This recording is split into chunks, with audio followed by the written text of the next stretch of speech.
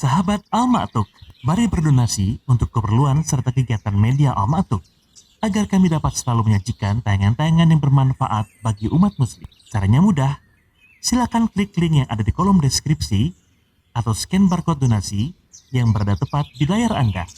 Jazakumullah khairan wa barakallahu fiik. Bismillah, Assalamualaikum warahmatullahi wabarakatuh.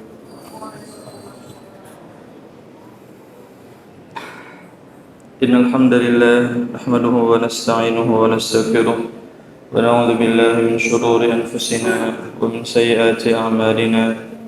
May yahdihillahu fala mudilla lahu wa may yudlil fala hadiya lahu. Asyhadu an la ilaha illallah wahdahu la syarika lahu wa asyhadu anna Muhammadan 'abduhu wa rasuluhu la nabiyya ba'dah. Ma'asyiral muslimin, jamaah salat zuhur yang semoga senantiasa dirahmati oleh Allah Subhanahu wa taala. Hari ini kita berada di akhir-akhir bab 40 dari kitab Riyadhus Shalihin yang berjudul bab birrul walidain wa silatur rahim. Bab perintah untuk berbakti kepada orang tua dan menyambung tali silaturahmi. Hari ini kita masuk ke hadis yang ke-23 yang isinya hampir senada dan mirip dengan hadis yang dibahas kemarin oleh Dirham. Hadis ini diriwayatkan oleh sahabat Abu Darda radhiyallahu taala anhu bahwasanya ada seorang laki-laki yang datang kepada Abu Darda. Qala innali imra'atan wa inna ummi ta'muruni bi talaqiha. Wahai Abu Darda, saya punya istri, tetapi ibu saya menyuruh saya untuk menceraikan istri saya. Bagaimana? Nah, faqala Abu Darda menjawab, sami'tu Rasulullah sallallahu alaihi wasallam yaqul al-walidu awsatu abwabil jannah. Ayah atau orang tua, apalagi ibu, adalah pintu surga yang paling tengah, maksudnya yang paling baik. Fa in syi'ta fa'adhi' dzalikal bab aw ihfazhu. Kalau kamu mau, abaikan pintu surga itu atau kamu jaga. Ini zahirnya opsi pilihan. Kalau kamu mau, abaikan, jangan dihiraukan, atau kalau kamu mau, jaga. Tapi maksudnya ini bukan pemberian opsi, tetapi taubih, celaan. Kalau seandainya kamu milih yang pertama, mengabaikan pintu ini, berarti kamu bodoh. Itu maksudnya. Harusnya pilih yang kedua, bukan yang pertama. Kemudian agar kita memahami hadis ini, maka kita lihat bagaimana penjelasan para ulama tentang hadis ini. Hadis ini memiliki sababul wurud, yang dimana sababul wurud ini diceritakan oleh Abu Abdurrahman As-Sulami, salah seorang tabi'in yang hidup di Kufah. Beliau menceritakan bahwa ada seorang laki-laki yang memiliki istri, namun orang tuanya menyuruhnya untuk menceraikan talak istrinya. Kemudian si laki-laki ini, si anak ini bernazar. Nazarnya apa? Kalau saya menceraikan istri saya, maka saya akan memerdekakan 100 budak. Kalau saya ceraikan istri saya. Untuk apa? Agar orang tuanya merasa kasihan kepada anak ini. Kalau menceraikan istrinya harus memerdekakan 100 budak. Sementara untuk memerdekakan 100 budak itu butuh uang yang sekian banyak. Nah, itu pikir si anak ini. Akhirnya nantinya orang tuanya nggak jadi nyuruh lagi. Tetapi zahir hadis ini, zahirnya orang tuanya tetap kekeh ingin anaknya menceraikan istrinya tanpa sebab syar'i. Ini yang harus digarisbawahi. Tanpa sebab syar'i, makanya si anak itu keberatan. Nah, kemudian karena bingung, akhirnya dia mendatangi sahabat Abu Darda. Kemudian bertanya, dan Abu Darda menjawab jawaban seperti ini. Bahkan beliau disebutkan menjawab, aufi nadhruka, tunaikan nazarmu. Maksudnya apa?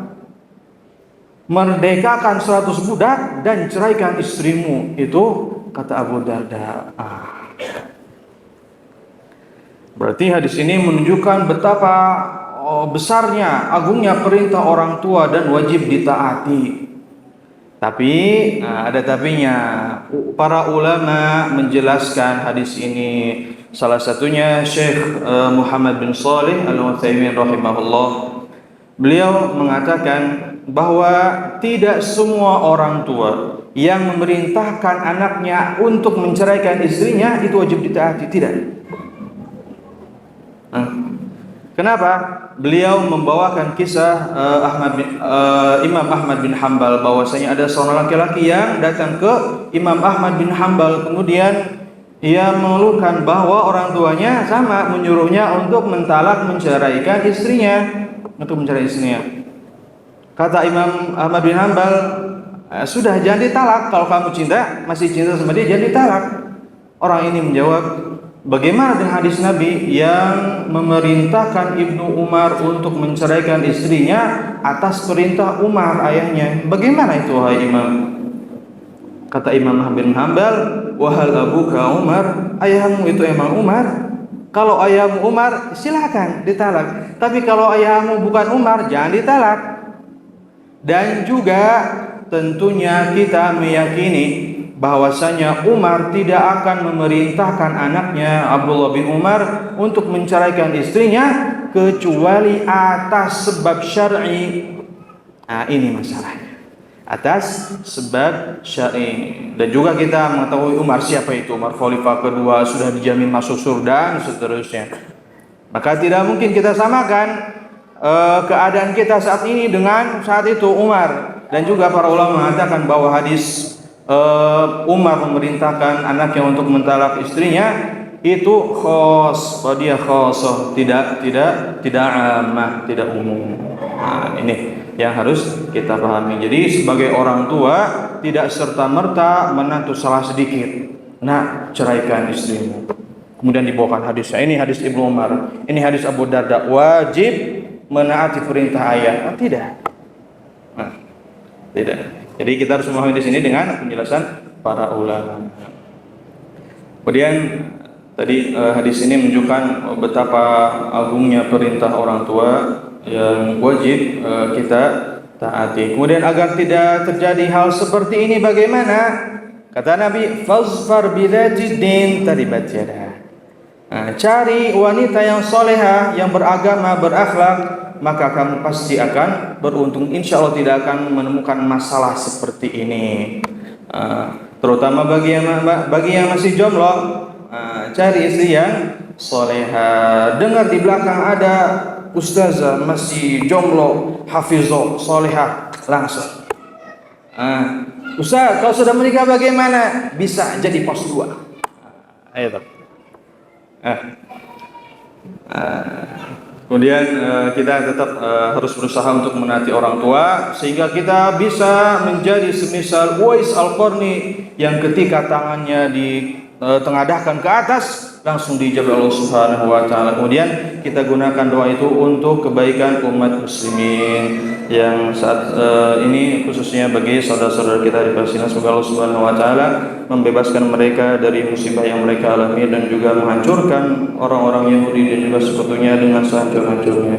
Ini yang bisa disampaikan pada kesempatan kali ini.